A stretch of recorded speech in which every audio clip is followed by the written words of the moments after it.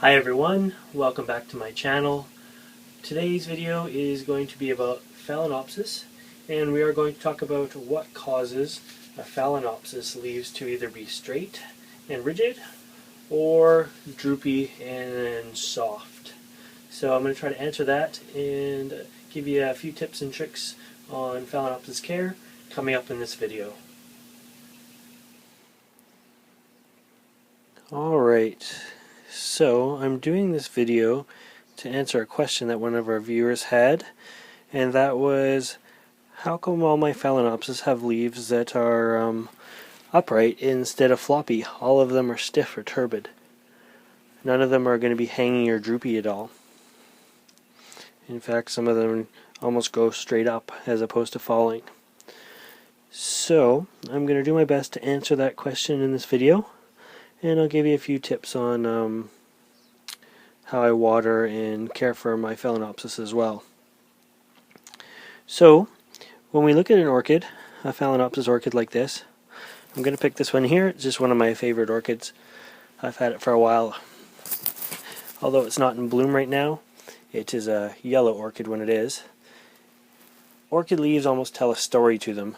So if an orchid has very droopy leaves, it's going to tell me that in the past at some point it has actually been deprived of water, that if I was to not water these, the leaves would start to droop down. And unfortunately, once a Phalaenopsis leaf is droopy, it never rights itself again. It doesn't mean that the plant won't become healthy again, but it does mean that the leaf is never going to be stiff and rigid like these leaves here.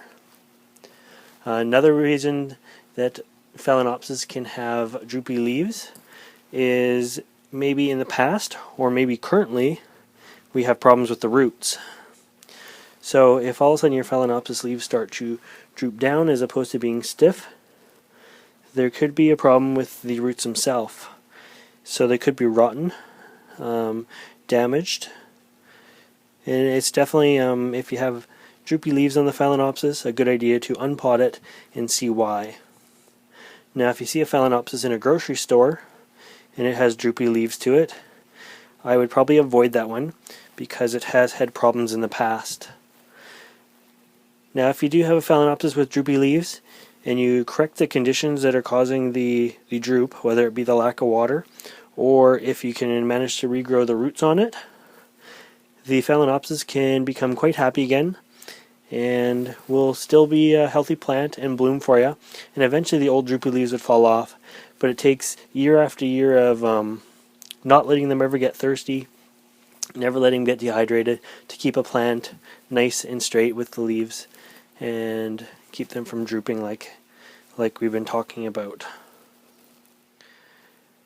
Alright, so the best way to keep Phalaenopsis leaves from drooping is to make sure the roots are healthy, and that means plenty of air to the roots. This is a moss and bark mix, and I keep it light and fluffy. You can see there's a lot of roots on this plant. I just turned it around so that the back of the plant is facing us now.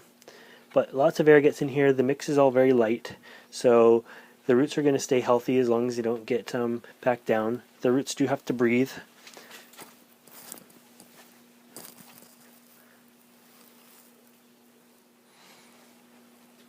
Okay, so now we know the mix has to be nice and airy. The roots have to be able to breathe. Additional holes in the pot will definitely help with the roots getting some air. How often do you water is always the next question. So I like to water my plants when the mix is just, when you can stick my finger into the mix and it doesn't feel very wet anymore. It's still a little bit damp in there, but it's just about time to rewater. And so when I water, I'm just going to thoroughly flood the plant. Now, being this is a greenhouse, it can just drip onto the floor. If you're doing this in your house, I would actually take the orchid over to the kitchen sink and give it a good water so it floods out, just like so.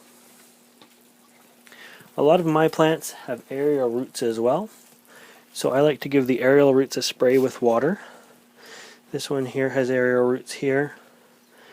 This one here has aerial roots. So, once the plant is watered, you can give these plants another spray with the mister, and you'll be able to watch the roots actually turn green. A silver or a white root is thirsty, a green root is not thirsty. So that's another way you can tell with your orchids. If you look into the mix and you move the mix around, and you can see that this green root here is still damp. If all your roots look green, you probably don't need to water your orchid. So I will just finish up by giving them a quick water like that. Now unfortunately I can't tell you how often to water. Watering is going to depend on your environment. Here in the greenhouse in the summertime, I water Phalaenopsis orchids 3 times a week probably. In the wintertime I water them once a week. If I bring them in the house for display purposes, like when they're in bloom like this guy here, then I'm going to probably water 2 to 3 times a week. I'll take them to the sink and give them a good soaking. But we would just want to make sure that the mix down in deep never goes completely bone dry.